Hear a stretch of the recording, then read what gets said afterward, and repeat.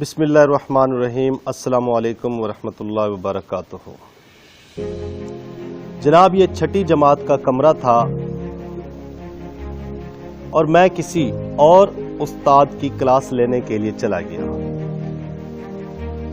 میں نے کامیابی کے موضوع پر طلبہ کو لیکچر دیا اور آخر میں نے سب سے ایک ہی سوال کیا اور سب طلبہ کے جو جوابات تھے وہ ملتے جلتے تھے۔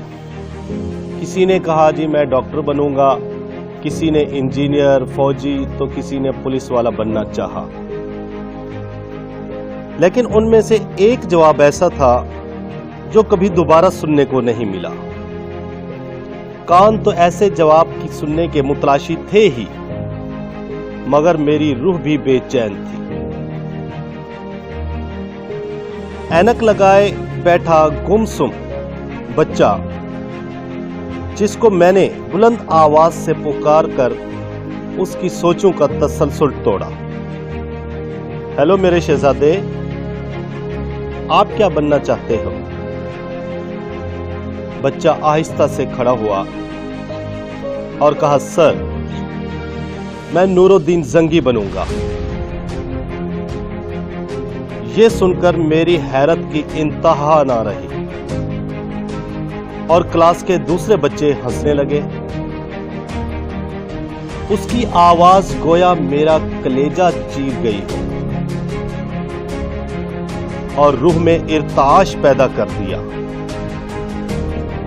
بچے نے بتایا جناب کہ اگر میں نور الدین زنگی بنوں گا تو مجھے نبی پاک صلی اللہ علیہ وآلہ وسلم کا دیدار نصیب ہوگا،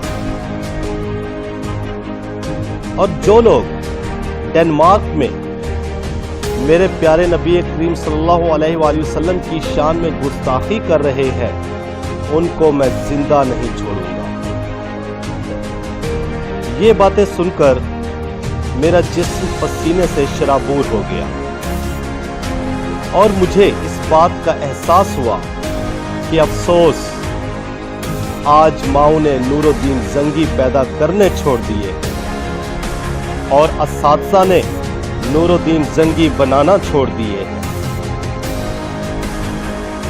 جناب، آگے بڑھنے سے پہلے آپ سے گزارش ہے کہ اگر آپ نے ابھی تک میرا یہ چینل سبسکرائب نہیں کیا تو مہربانی فرما کر سبسکرائب کر دیں تاکہ آپ کو ایسی معلوماتی ویڈیوز ملتی رہیں۔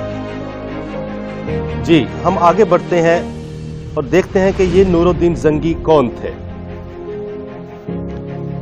ایک رات سلطان نور الدین زنگی عشاء کی نماز پڑھ کر سوئے کہ اچانک اٹھ بیٹھے اور نم آنکھوں سے فرمایا میرے ہوتے ہوئے میرے آقا دو عالم صلی اللہ علیہ وآلہ وسلم کو کون ستا رہا ہے؟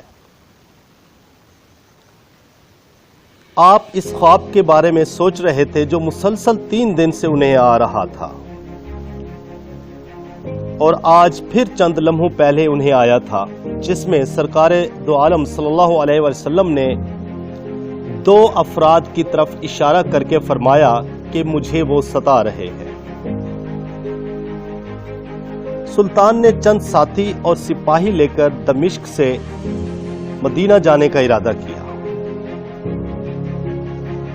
اس دور میں دمشق سے مدینہ کا سفر 20 سے 25 دن کا تھا، مگر سلطان نے بنا آرام کیے یہ سفر 16 دن میں طے کیا۔ مدینہ پہنچ کر سب سے پہلے سلطان نے آنے جانے کے راستے بند کر دیے اور تمام خاص و عام کو اپنے ساتھ کھانے پر دعوت دی۔ جب سب آ چکے تو آپ نے حاکم مدینہ سے فرمایا کیا کوئی ایسا شخص ہے جو اس دعوت میں شریک نہیں؟ جواب ملا کہ صرف 2 زائرین جو روضہ رسول صلی اللہ علیہ وآلہ وسلم کے قریب ایک مکان میں رہتے ہیں، جو تمام دن عبادت کرتے ہیں اور شام کو جنت البقیع میں لوگوں کو پانی پلاتے ہیں۔ سلطان نے ان سے ملنے کی خواہش ظاہر کی۔ ان کے گھر میں تھا ہی کیا، ایک چٹائی اور 2-4 ضرورت کی اشیاء،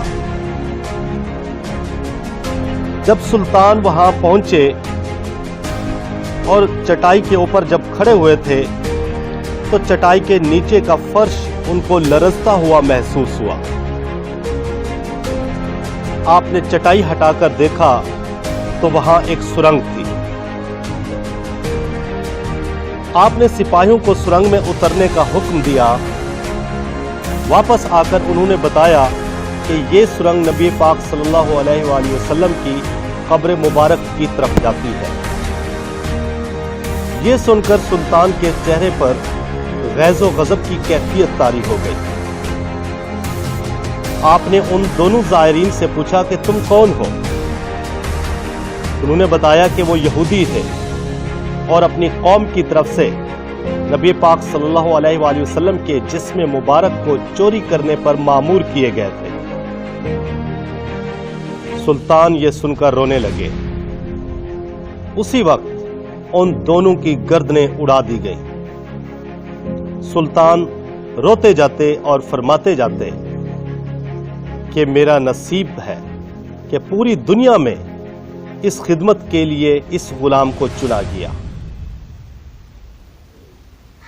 سلطان نے قبر کے چاروں طرف خندق کھدوائی اور اس خندق میں پگھلا ہوا سیسا بھر دیا تاکہ مستقبل میں کوئی کافر آپ صلی اللہ علیہ وآلہ وسلم کے جسم مبارک تک پہنچنے کی جسارت نہ کر سکے۔ یہ تھے جناب سلطان نور الدین زنگی۔ ایسے لوگوں کے لیے علامہ اقبال رحمۃ اللہ علیہ نے فرمایا ہے کہ کی محمد سے وفا تو نے تو ہم تیرے ہیں،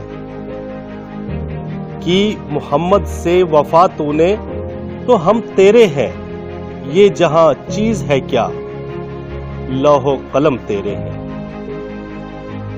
جناب اگر آپ کو یہ ویڈیو پسند آئی ہو تو اسے دوسروں کے ساتھ شیئر کرنا مت بھولیے گا۔ اپنی دعاؤں میں یاد رکھیے گا۔ اللہ حافظ۔